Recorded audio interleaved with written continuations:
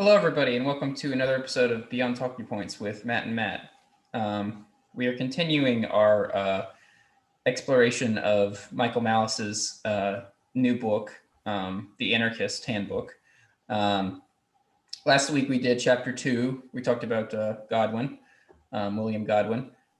Today we are going to talk about chapter 3, which is an excerpt from Max Stirner's famous work, The Ego and Its Own. Now, I told Matt before we started recording that I have a brilliant one-liner that summarizes my opinion on Max Stirner, and that is this. My relationship with Max Stirner is my relationship with alcohol. Moderation, moderation, moderation. Not a brilliant one-liner, but it gets the point across. Because, well, if I may go ahead and go into it. Max Stirner is an anarchist, but he is an individualist anarchist. He's an egoist, I believe the phrase is.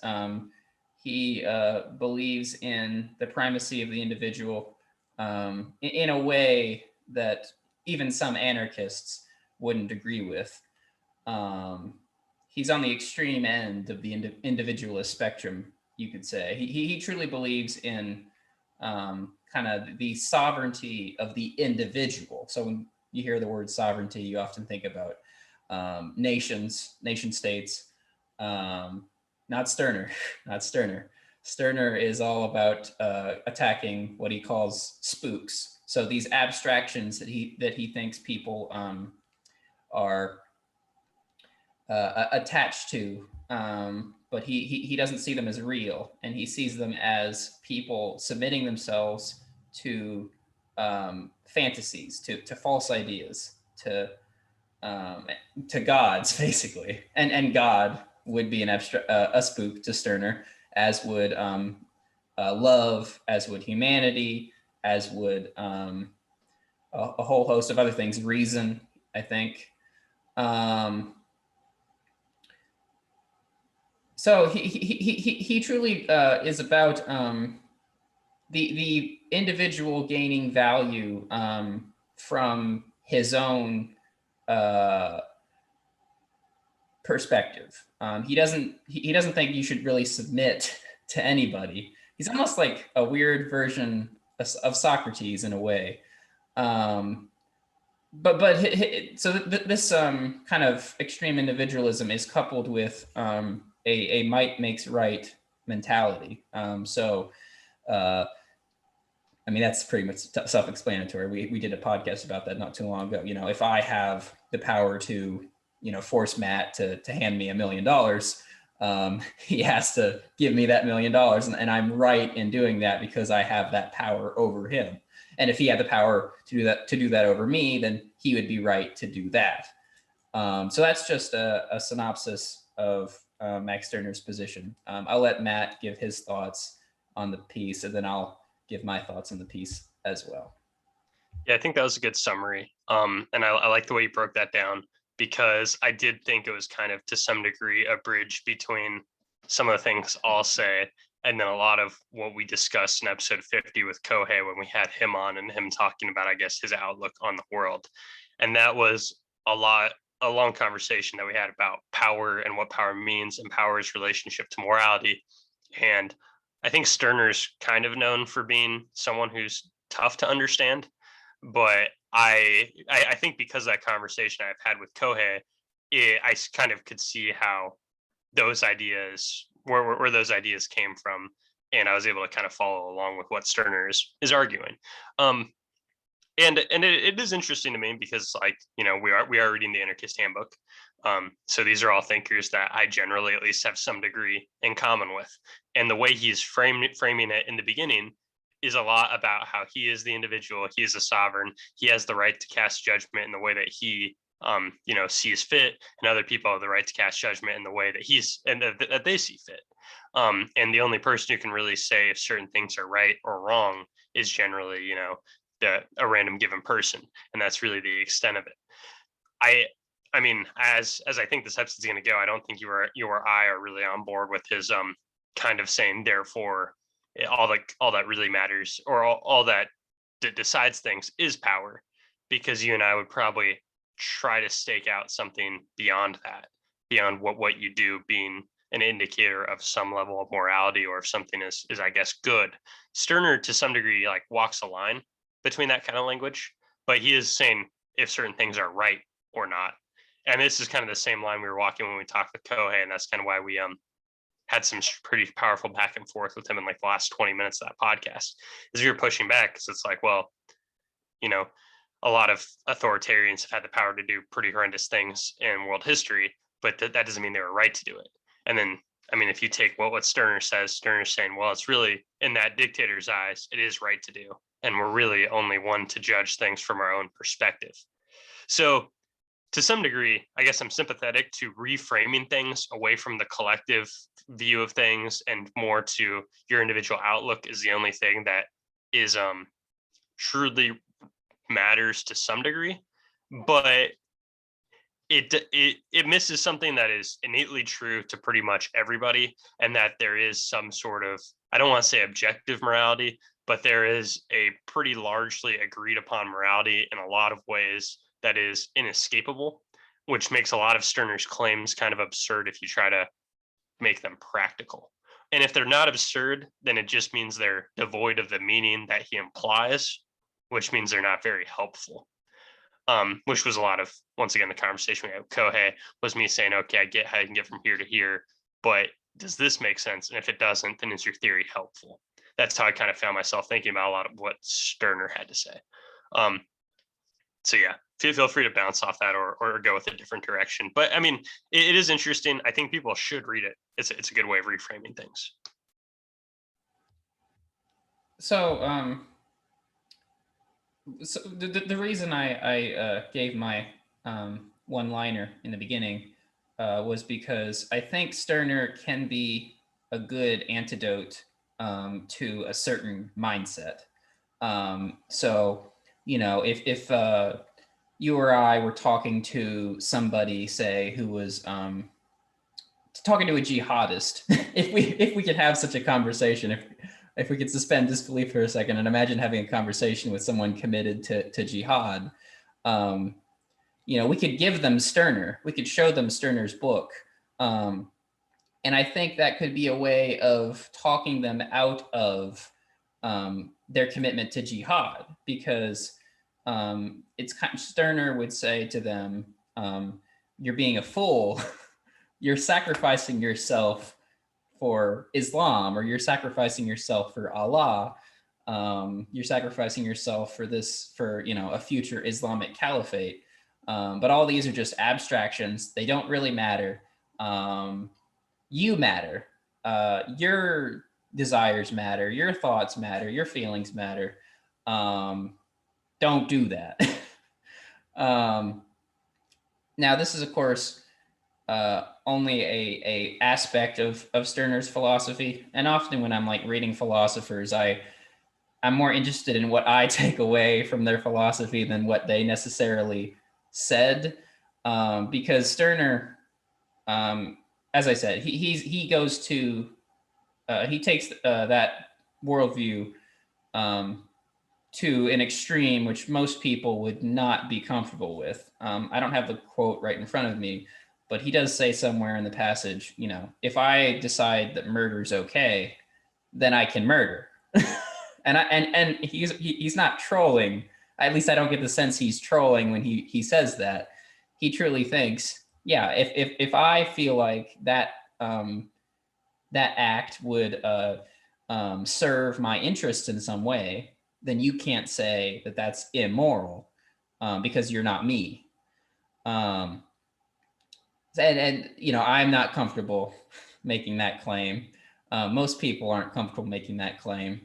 I think you can't really have like a bunch of like a collection of Stirners. A Stirner and people like him are kind of necessarily detached from the broader world to some degree. and so, and anyone listening, and anyone who has listened to this podcast for a while knows that I am more of a collectivist when we have conversations about collectivism versus individualism. In the past, I've been hesitant to pin myself in, or to put either label on myself. But when I thought about it more, I am. I would say I'm a collectivist. I don't find my group identities, if you will. I don't feel in like, what is the word? I don't have an antagonistic relationship, say, with the groups I'm part of, whether that be country or race or sex, or what have you. And I do see, and I've said before, people are social animals. So I think because of that, a collectivist understanding of human life makes more sense on the whole. So all of that is to say that I'm not I'm not sympathetic with how far Stirner takes his ideas. I'm only sympathetic with I guess you could say, a certain interpretation of his ideas, or at least a specific part of his ideas, a specific idea in his overall framework. I because while I am a collectivist, I don't want the individual to. I'm not for like an extreme form of collectivism, I guess is what I'm trying to say. I'm not for the individual just sacrificing himself thoughtlessly for the group. And we can all, nowadays, of course, on the internet, you hear people talk all the time about Nazi Germany and Soviet Russia, where these horrible regimes where people did terrible things for the regime because they thought they were doing it for the common good or whatnot. So people's extreme collectivism is in people's consciousness. They're painfully aware of it nowadays.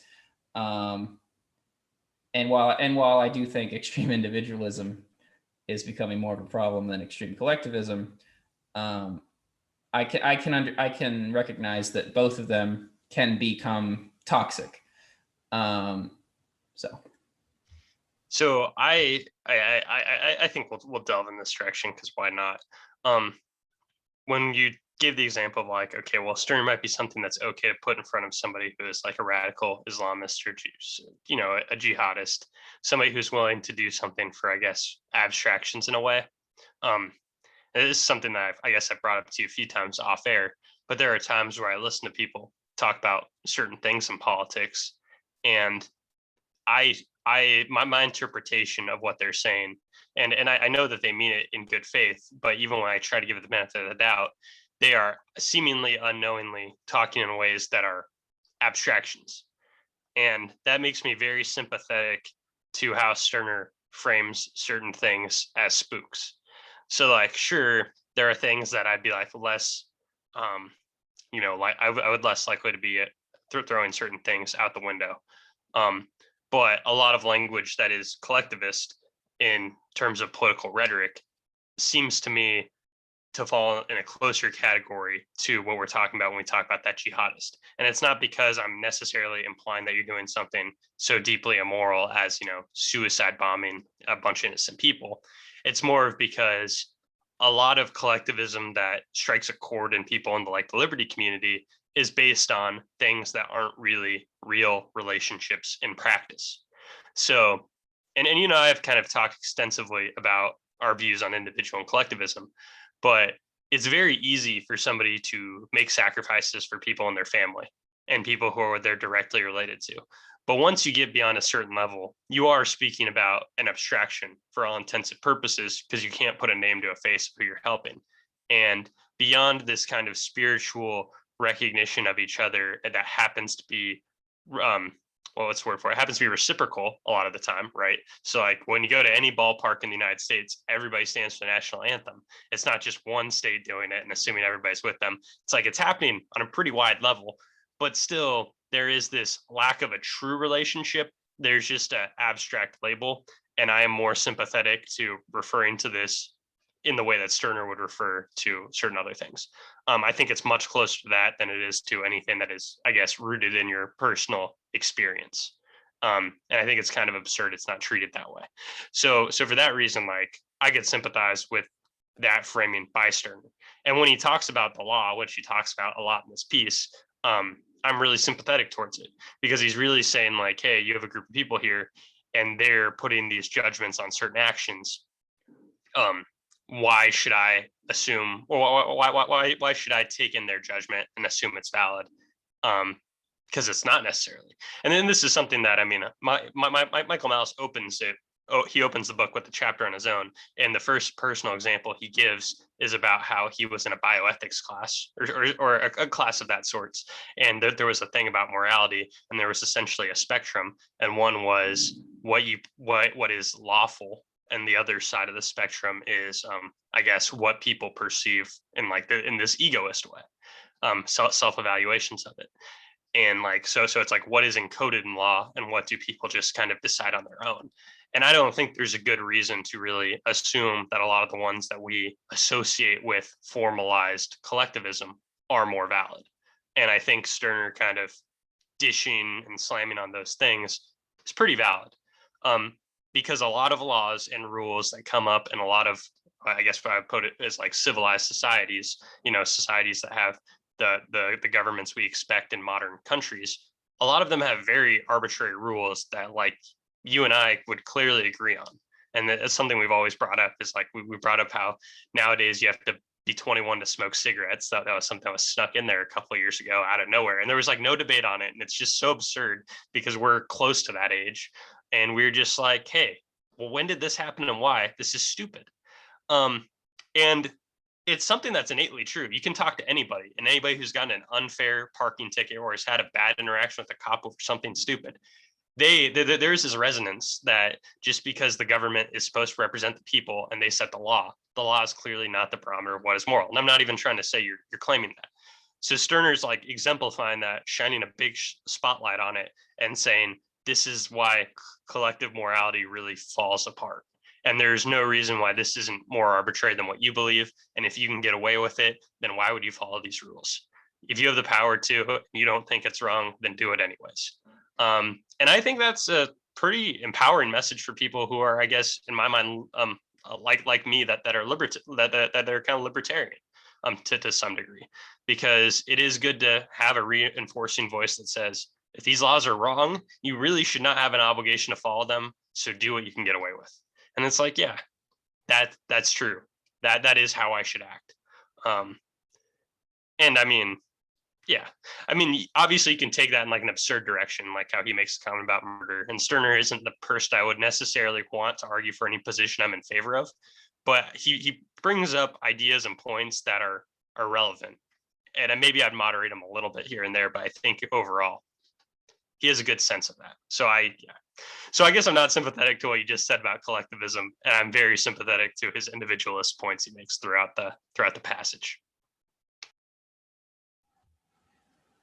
I mean, to be clear,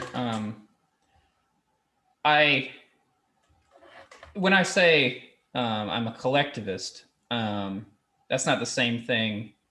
And I'm not saying you're saying I'm saying this, but I don't want to be misinterpreted as saying I'm a collectivist, therefore, any arbitrary law. I agree with every arbitrary law, or I think every arbitrary law should be followed, or the collective should never be questioned, or the government should never be questioned, or certain laws shouldn't be questioned. That's why I was saying earlier about the possibility for both individualism and collectivism to become toxic. Collectivism, or a collectivist attitude towards something, can be destructive, especially if the ideas surrounding the ideas that those individuals are coming together for are destructive. if that was a complete sentence. So, you know, you and I have done like, I think 4 episodes on religion, and I've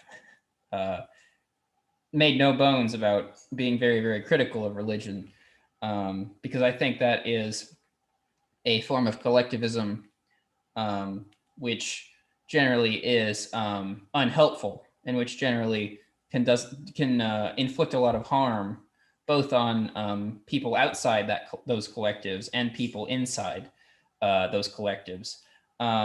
So again, I mean, Stirner is not just a antidote for a jihadist. I just used that. I was taking the most extreme example because in some ways Max Stirner is a bit of an extremist himself. But I mean, Max Stirner could be an antidote for you know, liberals spouting platitudes. You know, the Enlightenment, like philosophers say that you know, people often talk about in America, especially because our founding fathers were kind of an offshoot of the Enlightenment. You know, it can be easy to like poke fun at them because they say, oh, you know, these universal human rights, these are just abstractions. Where are these rights? I can't find these rights anywhere. You can't find them with a telescope or a microscope. You're just, you know, making stuff up. And so I like Stirner as someone who forces people to he's really I mean, I compared him to Socrates earlier, and I think that's a, you know, perfectly apt example, because he's really engaging in sort of a Socratic dialogue with the reader. He's trying to show the reader the opposite perspective from what a lot of people believe in. I think a lot of people tend to fall more in the collectivist attitude than the individualist attitude for various reasons, because and partly because authority, whether that comes from the church or the state or somewhere else, kind of inculcates that in them. And Stirner's saying you don't have to believe that, or he's inviting the reader to question those assumptions. And so I think that's a good thing.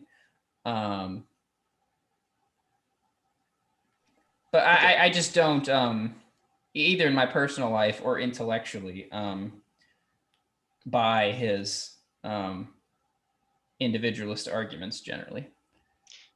So probably the one thing that I would want to bring up, because I found it maybe this is me falling for rhetoric or the way he framed it, or I just was impressed by, I think, how well, this is not meant to be a pun, but how powerful it was. And that was how he talks about the law and what is right. And then he starts with his own egoism, you know, about how he can determine what is right. And then he's talking about how the law, how it comes about, and he gives an example. And then he's like, so now for me to stand here and disagree with that, I'm a criminal now.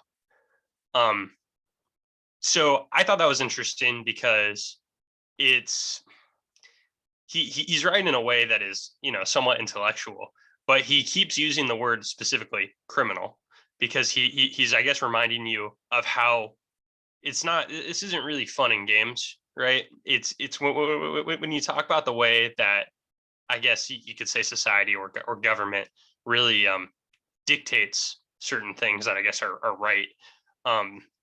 If you're on the other side of it, and that could be for you know, just because you're a bad person, or it might be just a different intuition on the world. If you act on that in any way, you're branded a criminal, because that's the enforcement mechanism of the thing that the government sets out to do.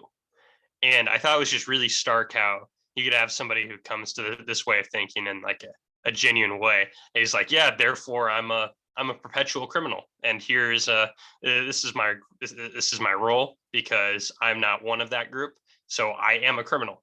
And that's how it is if those groups are going to continue to exist, and I have to live this way because this is who I am. I thought that was interesting. I wondered if you had any, I guess, takeaways on that part, or that, I guess, framing of the situation. Because if there's anything I do on this podcast, it's I take the things that we kind of talk about lightly and for granted, and then I just like to reiterate how, I guess, significant the consequences are if you do anything about it. Because I think that's like the subtext of conversations, but nobody says it out loud, which really underplays the significance of the issues we talk about, even if they seem minute, because we attach such harsh penalties, and every society with a government has attached such harsh penalties for really breaking with conventional right and wrong, you know. um so did that strike anything with you, or did you have any thoughts on that, or how he goes about talking about that?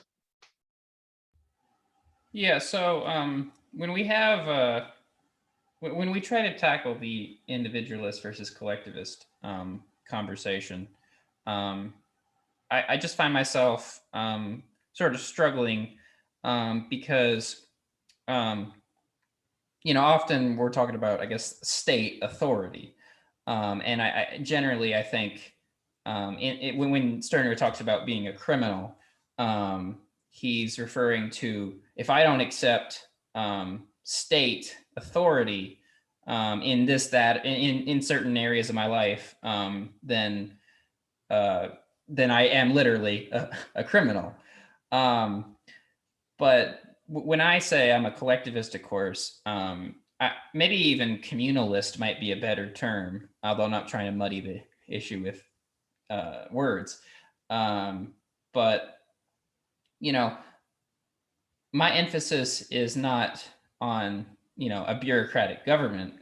My emphasis is on being a part of a community. Um, Now, of course, when I would be curious, again, I didn't quite get the sense that,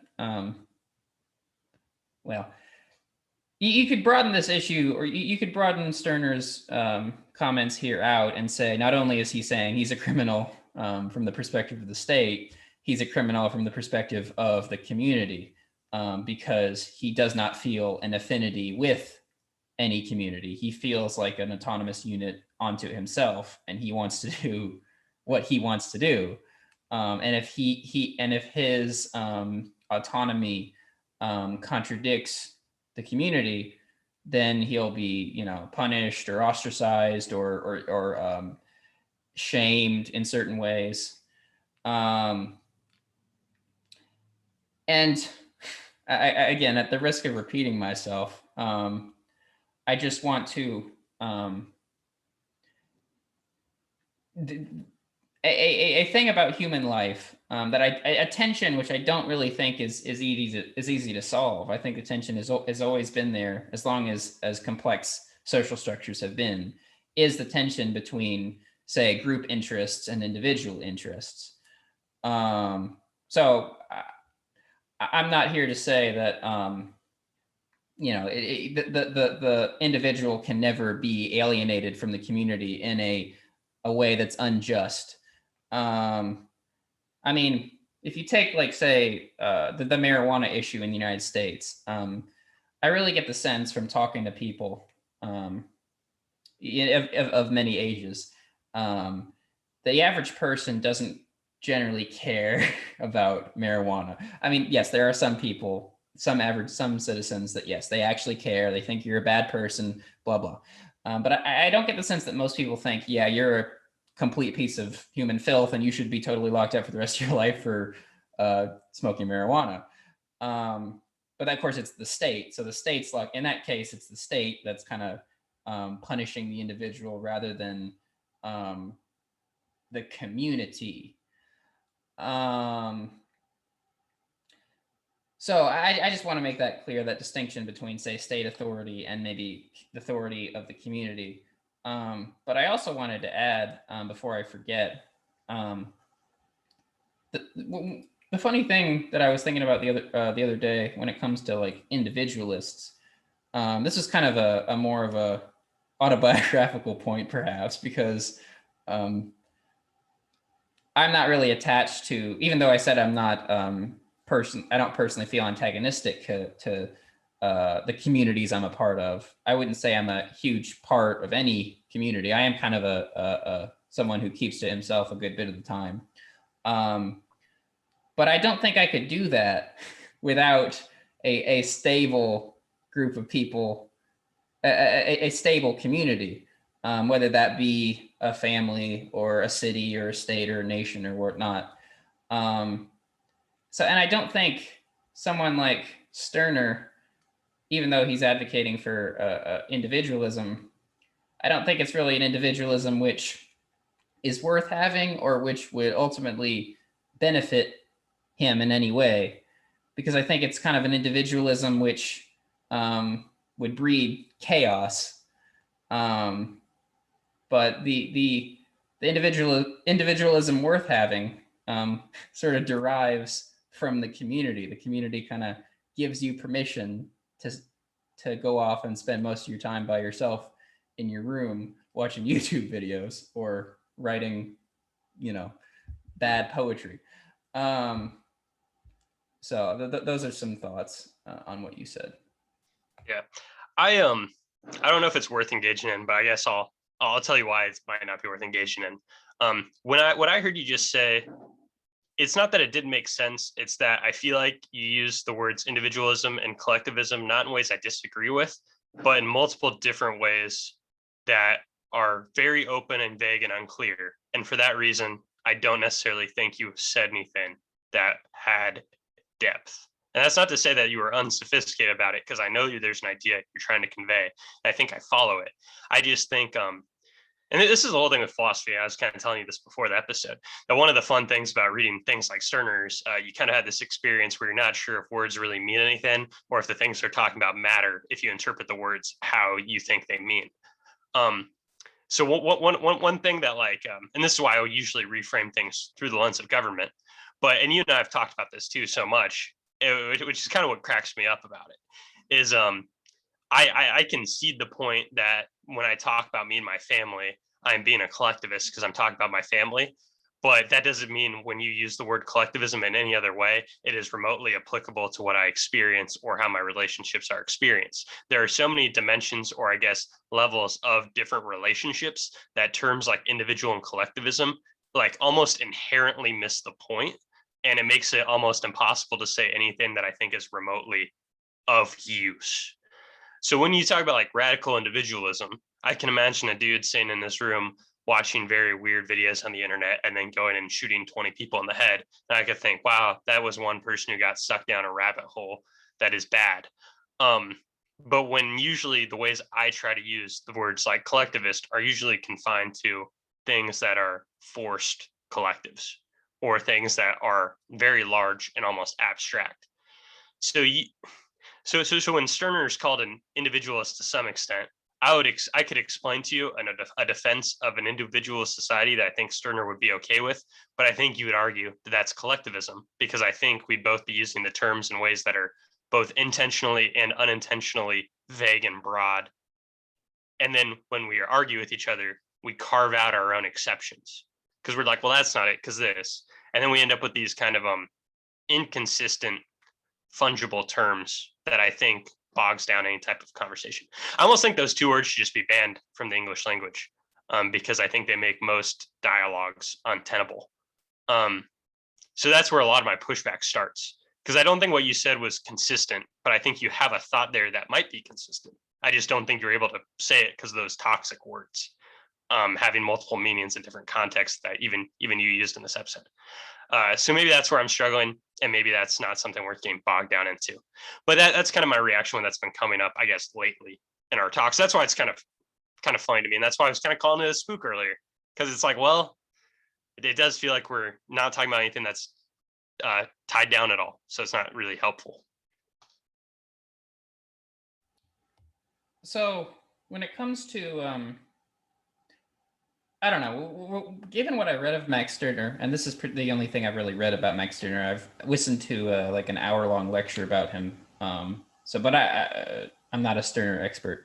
Neither are you. But at some level, I almost see Stirner as, and maybe this is an interpretation of his work you would disagree with, but antisocial. I don't really see him as the kind of person who is advocating for. I guess he'd be advocating for building relationships or helping people, but only on the grounds of if you, if it, it's, if it, if your interests are served by making a friend, if your interests are served by starting a family, if your interests are served by starting a charity. So that's why I was saying like a community of Max Stirners doesn't really add up in my book. And unless we take Max Stirner to be, I guess, sort of a precursor to Ayn Rand, who just thought about a society of everyone being selfish, actually, making the world, in her view, making the world better, because they're not concerned with, say, convincing people of certain ideas. They're just concerned with making their lives better.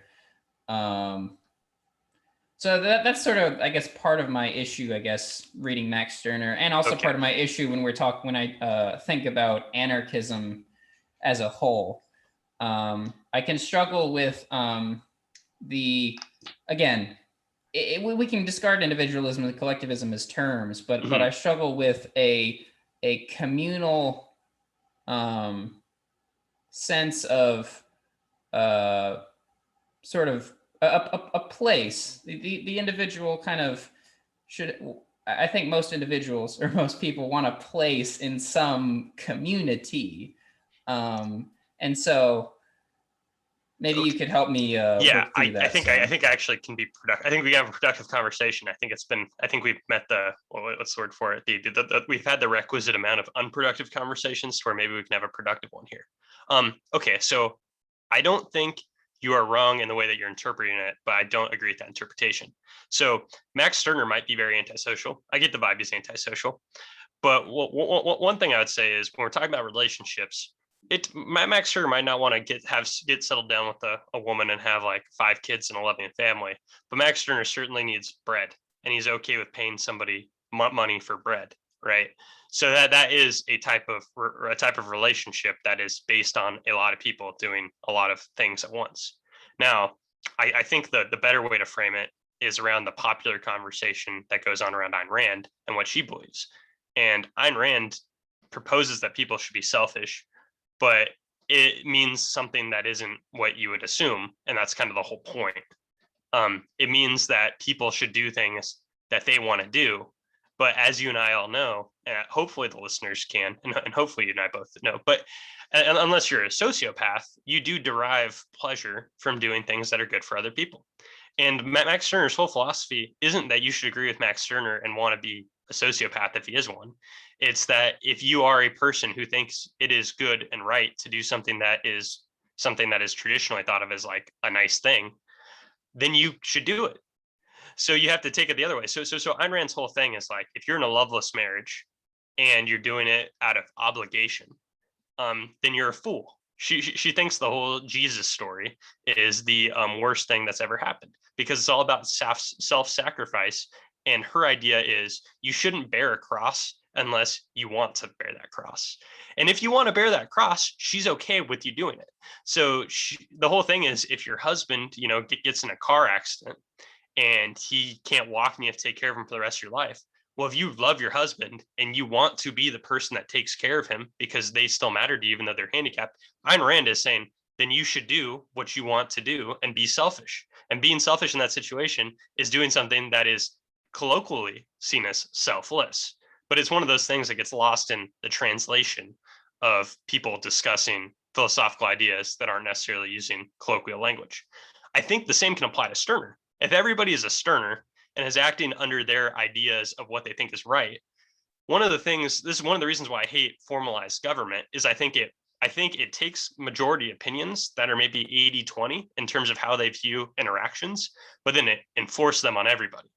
Well, the cool thing is, if everybody's a Stirner, most people will still act in the, I guess, same way that is nice and has relationships that are people doing good things for each other without being asked.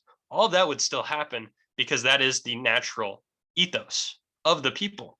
And just because you're doing it out of your own individualism doesn't mean you wouldn't still have those urges. Because I'm a very individualistic person, but I still like making people I like happy. And that's something that I think gets lost in some of, I guess, the language around Stirner and Rand, at least from what you just said. And I don't think it was out of the box for you to say that. I think that's like a conventional interpretation of Rand that I think is wrong. And that's why, like, the Ayn Rand Institute, I think it's kind of a waste of time, because most of the time they're arguing about something that's very nitpicky. But I think in the end, when they talk to these people who don't get that when you say sell somebody something that they want, you're helping the person who got the thing they want. Like that's not a wild idea. And that's kind of a lot of what Rand is getting at, or that is important. So I'm not sure if that shed any light on what you were thinking. I mean, I'm glad. I think it did shed a light to some degree. But I guess I don't see what you said as a invalidation of sort of the necessity of community. And so I don't know if we want to keep going down. No, you're right. I'm not rejecting community. I don't. But the whole thing is, what I'm kind of getting at is, I'm saying community would be spontaneous with individualism, because people have relationships, and I'm talking about business relationships and personal relationships that end up leading to communities. It leads to supply chains. It leads to all sorts of certain people who provide different services in a given area. All of these things are essences of a community, but you could boil them down to things, say a premise of a Stirner or Rand's philosophy. You can boil that down to individuals acting from their own self-interest, because people have benevolent impulses. And even if there are some people who are bad people, it doesn't mean that a lot of people don't try serving other people to get what they need. And then you can have these beneficial relationships.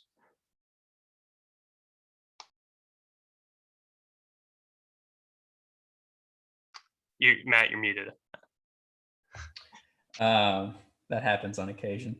Then I need to ask you one more question for clarification. So why do you call yourself an individualist then? I'm not trying to straw man anarchism or straw man individualism, but I just want to be clear. So you're pro community, or you're pro people wanting community, or because it starts community. At the individual. It starts at the individual. So community starts from the individual people who develop relationships that expand. It all comes down to the individual. The reason I push back on collectivism is because it's backwards. It presupposes the power in the collective, but the issue is the collective is made up of individuals who usually only agree on very few things. And even though a spontaneous community, in quotes, can arise from me and a lot of people needing dry cleaning done, and then a dry cleaner appears, it doesn't mean that I really have much in common with the other people who go to the same dry cleaner as me. So a lot of abstractions that come from collectivist language presupposes certain values into the relationship that aren't necessarily there. But if they want to be there, they will be there through a lot of individual relationships, or people's impulses and wants and desires. But you have to start at how we experience our life, and I think you have to give people most freedom. So that's why. But I think I think all sorts of good things that we see as involving a lot of people happen from individualist roots. So I guess where I would push back, and this is almost a side point, so we don't have to go down this rabbit hole. But I've said to you before that I don't. I guess one of the reasons I am a collectivist is because of my studies in biology and in history, because I think if we think about it again from a biological standpoint, there are animals that basically are autonomous units. They don't create complex social structures, and they're loners. They stay by themselves, and maybe they mate, and then the mates go their separate ways, and the young might grow up quickly and not need the parents to take care of them. But if we're talking about human beings, we are in the group, which is which are of social animals, including chimpanzees, including lions, including wolves. And so I actually think if we're going to try to almost put on our anthropology hats and think about human conduct and human life, I think we do have to start with that fact. Humans are social animals, and we have to start from looking at the way the communities are structured and the way the communities behave. I think if you start from the individual, from a biological or historical standpoint, that doesn't really make sense, given Why? the data. I feel like you're arguing for me, honestly. Like that's how I heard that. So I heard people have the innate impulse to want to work with other people. And I'm saying, yes, that's why Stirner's and Rand's ideas of you should pursue what you want and how you view things leads to spontaneous communities without presupposing that everybody is in these poorly drawn abstractions. So it's like, yeah, people do work together and people coordinate and people do this all in their own peaceful way. I think you might unintentionally be taking individualism or the ideas around individualism in a way that is a caricature, and it's treating individualists as if they want to be autonomous units. And I respect that way of interpreting it, because unfortunately, this is the whole joke in the libertarian community. A lot of them are pretty autistic, and a lot of them pretty much don't like other people. So it's and you know I somewhat fit into that crowd, right? So I don't see so I understand why that could be the reaction.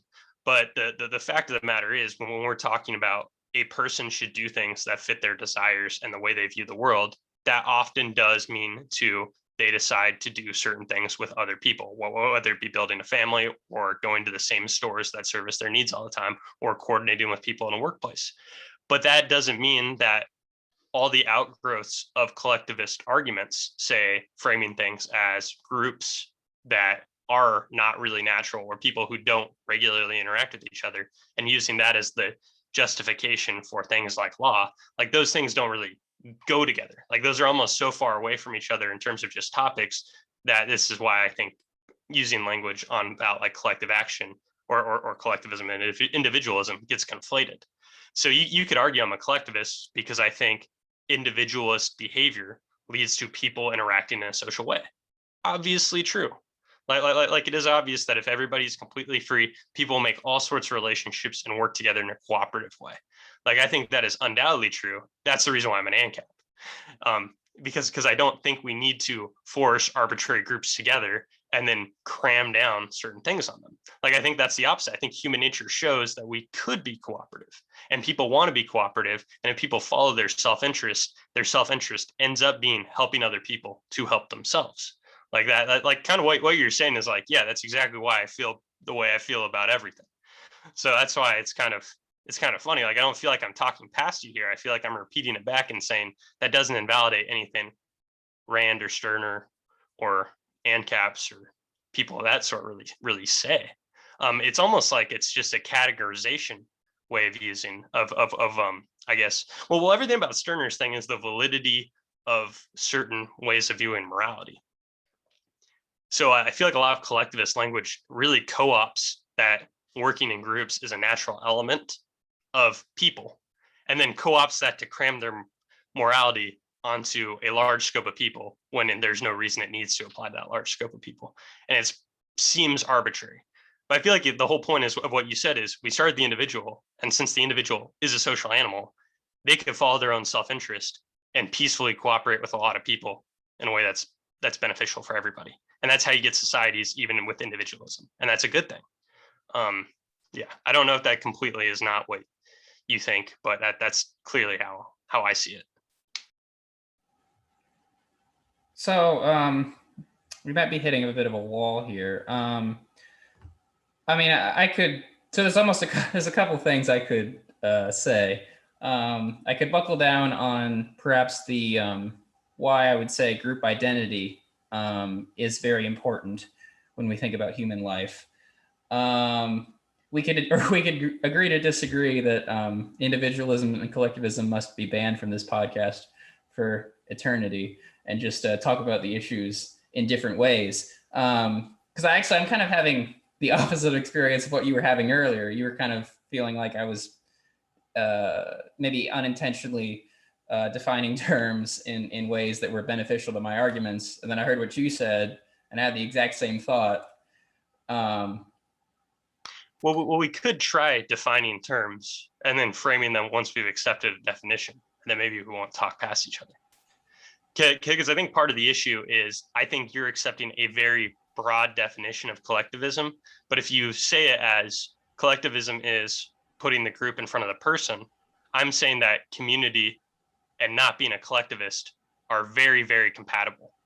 I'm saying individualists who put the individual before the community can lead to all sorts of things, all sorts of groups, but you can still have those groups while putting the individual first. I mean, can I give you a political example that might maybe help illustrate what I'm saying? This is actually, this is more about, say, the beneficial aspects of group action.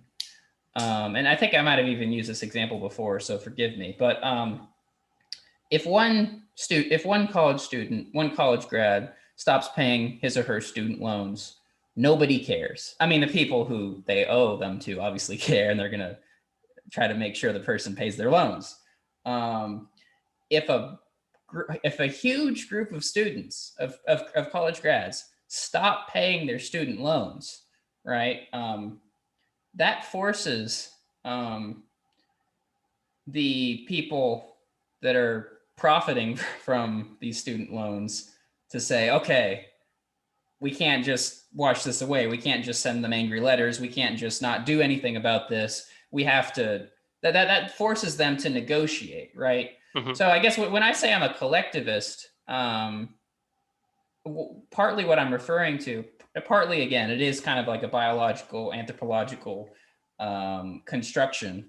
But in the political context, it means I am for group action in certain situations, because I don't think individual action can get done what we would want to get done. Mm-hmm. Sometimes a bunch of individuals have to come together. Mm-hmm. and sometimes I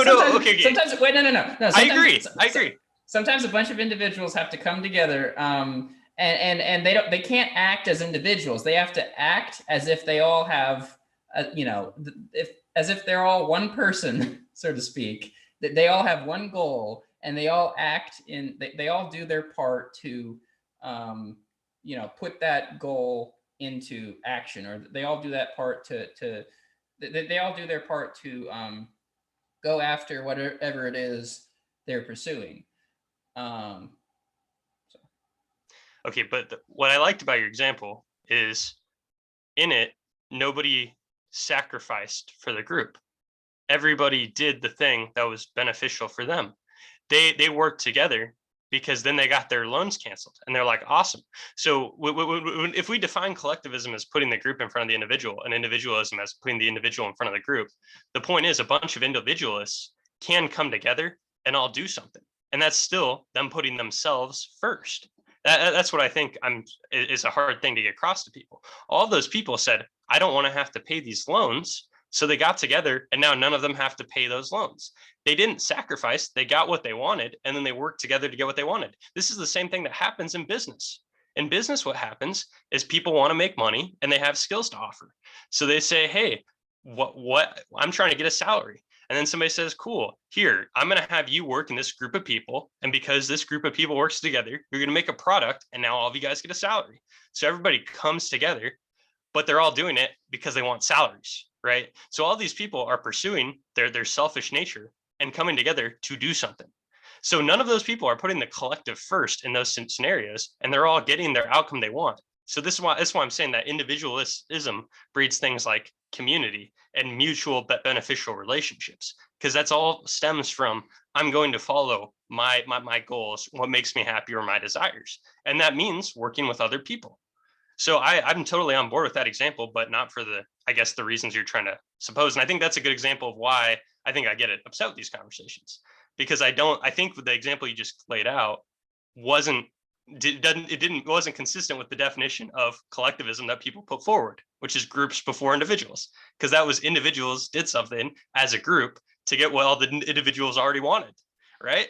They just had to come together. It's like, yeah, exactly. That's why individualism isn't we all sit in our own rooms. Individualism is people go to bars and hang out with other people because that individual likes going to bars with other people. And then the individuals that don't like going to bars, they go see ABBA live because they're losers, and then they go see ABBA live with all the other losers that like ABBA. It's the same thing. So I don't know if that made sense, but that's totally how I would frame that same exact example. And I think that's why it's individualist. All right, well, then I will give another example. And I can't think of I mean, let's just take the example of revolutions, let's say. So, imagine you're in a scenario where, like, you can truly, like, you can be a man of action. You can do things which will overturn whatever political order you're going against, and create something new, create something that you think will be better. Revolutionaries often have to sacrifice. They have to sacrifice their time. They have to sacrifice their energy. They have to sacrifice their resources in order to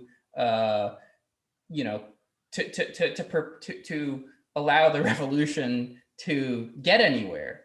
So it's not just. I guess what I'm trying to say is to be a collectivist means at some level, it's not just about individuals coming together to do what they want. Sometimes it's about individuals coming together.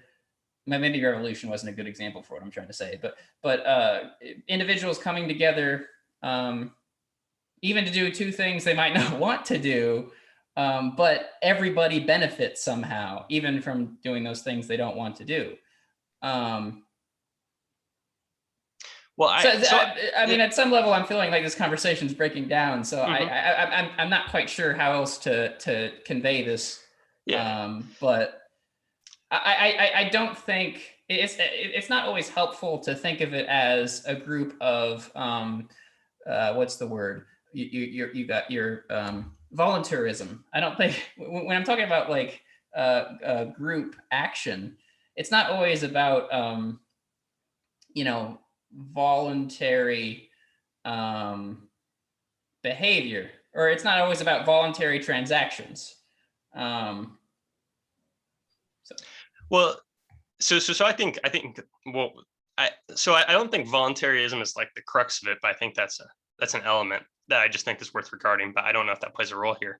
I think that the real takeaway, I guess I just more or less, it's not like to try to win the argument, but it's just the point that I want to be the takeaway point for I guess you and for people listening is individualism and putting yourself first. And this is the way that Ayn Rand puts it about selfishness, is it's very consistent with doing things that on the surface level, under not much scrutiny, it seems like you don't want to do.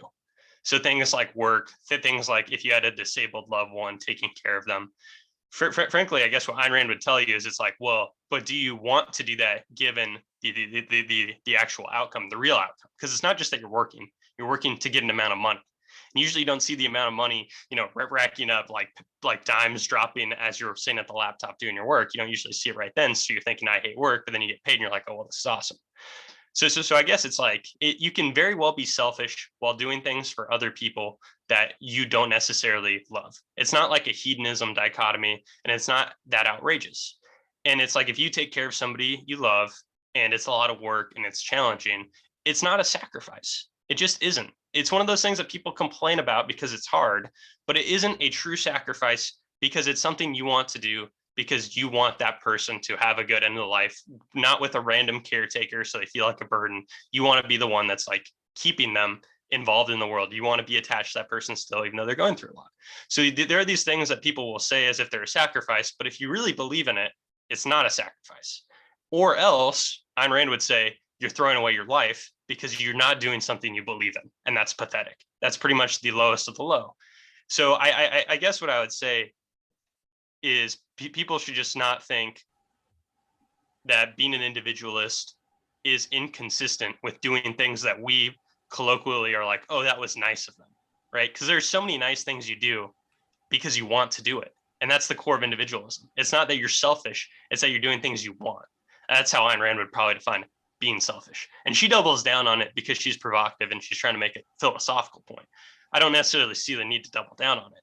It's just these things aren't inconsistent, and that's how it's constantly portrayed. And I think that is, I don't think you're doing it in a misleading way, but I think that is the conventional wisdom. And I think that's why there's such, I guess, disdain towards people who are individualists, because it's like you guys just want to, absolve yourself from the world, be a jerk to everybody, think you're better than everybody, smoke weed, do whatever you want, be into all your niche hobbies. And it's like, no, maybe I want to be left alone to live a loving and caring life. And that's why there ends up being so many very like religious, family oriented people who are in the liberty movement. I think that's my observation. So yeah, I'm not saying that to stir up arguments, but I'm saying that as like, I think that's the takeaway. These things aren't consistent. That's how it's portrayed.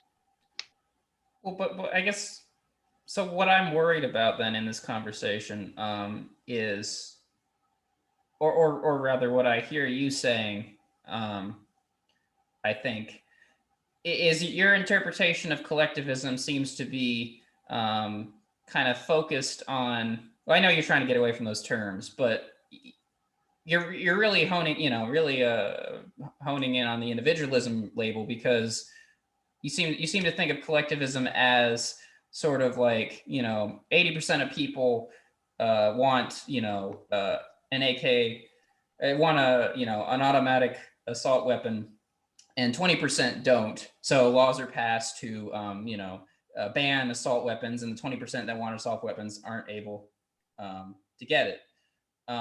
Like you seem to think of collectivism as only as just a very as a purely negative thing, where like someone is being screwed over, someone is being taken advantage of, someone is being deprived of a right, a desire. Their individual autonomy is being taken away because of some arbitrary, abstract philosophical belief. And I guess what I'm trying to get across in this conversation is, I don't think that's a helpful definition of collectivism.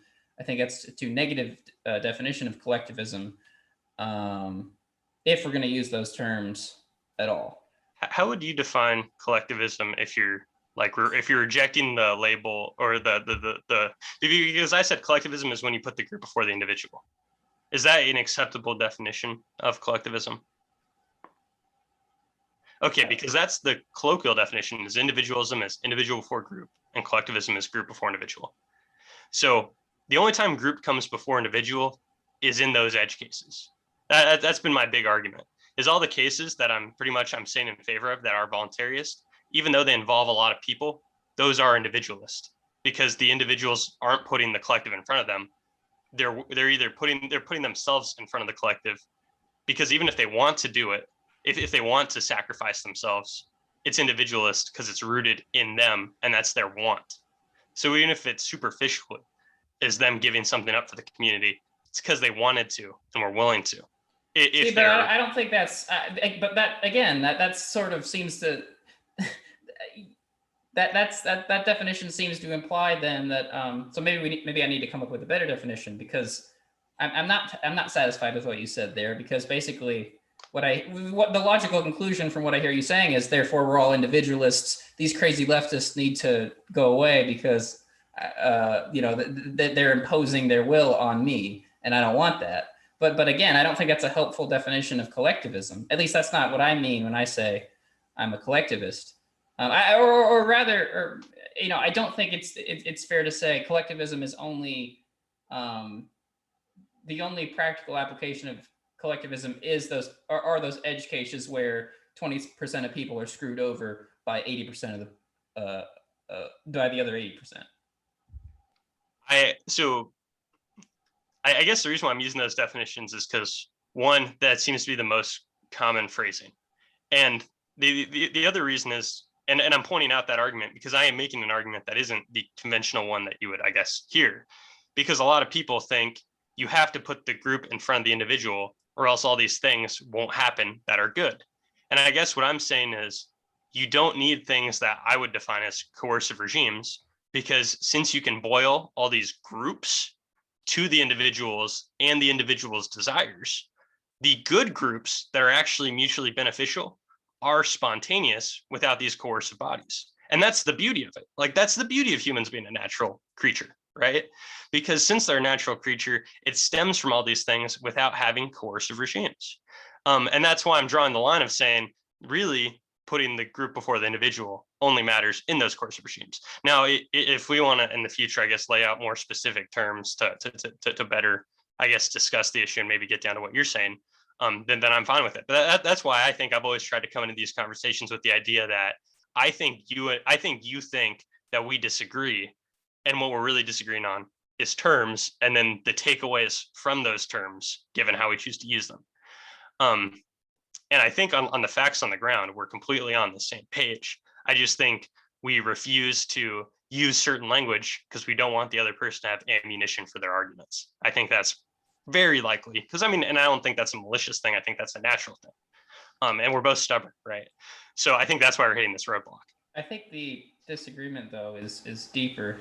And it's because it's a reason why you might get upset with me for certain things I say, because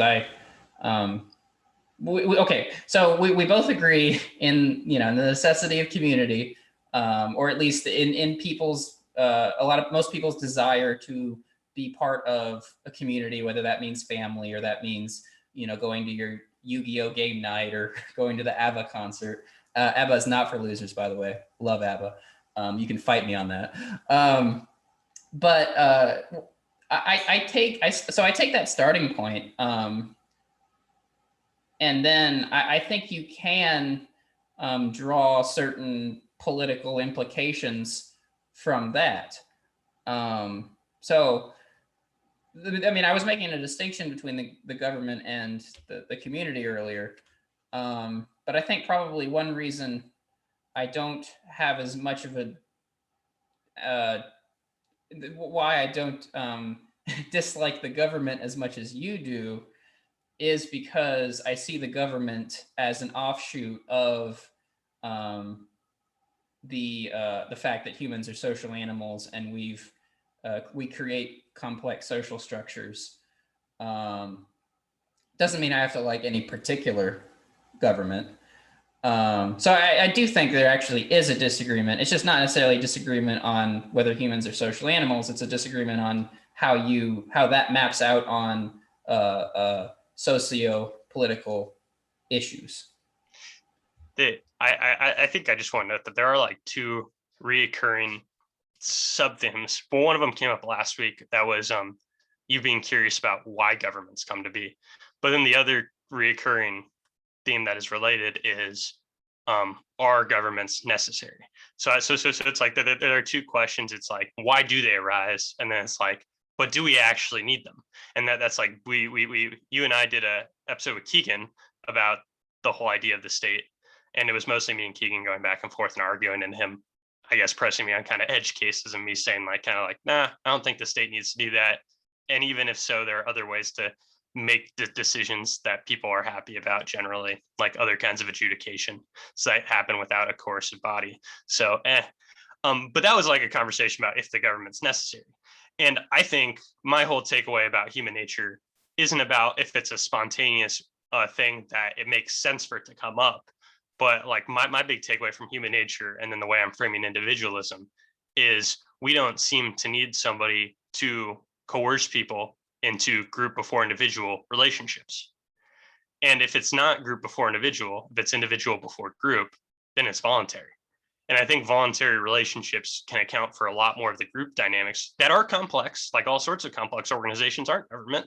Like, all the things going on with the post-COVID regulation world is disruptions in supply chains and supply shocks. And there are these deeply, there's an Austrian oriented book, but I think it's for kids, and it's called I, Pencil. I think it's a very short book, but it kind of goes through all the elements that go into making a pencil, which is, supposed to be a very simple thing. And we humans create this very complex way of going about building a tiny tool that you can buy 40 of for 50 cents at a Target, right? So like it is absurd, the levels of coordination that happens. And I think what I'm getting at is, I think a lot more of this can be rooted through a certain definition of individualism that I think we can then draw implications about political economy from. And I don't know if we adopted a different definition of that, we would have the same conversation or not. So maybe that's something to explore. Yeah. And I did want to make the comment on ABBA. I was going to make it in the conclusion of the episode, but I did see Mamma Mia for the first time, and that was arguably the worst movie I've ever seen in my life. And for that reason alone, even though Dancing Queen is a good song, it has made me very anti-ABBA. Because Mamma Mia is a very bad movie. That I in my mind I separate. I pretend Mamma Mia doesn't exist, and Mamma Mia isn't focus even on my appreciation for ABBA music. It's not even that it's bad. I want to call it like an abomination, but I feel like it's more true to call it an abortion. It's an abortion of a film. It made me very upset. It is an abortion of an abomination. So I could go on about Mamma Mia for days. Okay, are you content with the extent we discussed Stirner? I know we got away from Stirner there, but is there anything you want to tackle back around to? I guess I just want to add. Okay, I'll give you the last word too if you want to slam dunk me. Alrighty. I don't think I'm slam dunking you, but so our friend Carl Nord, who likes to comment on our podcasts extensively in the comment section extensively. I was having a chat with him, and I just, in the last episode we did, I think I just had I made an offhanded comment about society not being based on consent. And Carl Nord, he pounced on that and he said, like, dude, that's the most black pilled thing you could have ever said. But whether it's black pilled or not, I guess I won't say. But if I think about again, and you might not think this is relevant, but I think it is, the social structures of other animals. Is it based on consent? It's like I'm not really sure it is. And because I don't really see that great of a difference between humans and other animals to some degree, I'm not sure human life itself is based on consent, at least in the way that libertarians and ANCAPs think of it. So for that very reason, I guess, that's another way of conceptualizing why I would label myself with the collectivist term. But I am starting to think that maybe we need to find a better way of tackling this disagreement that avoids those terms.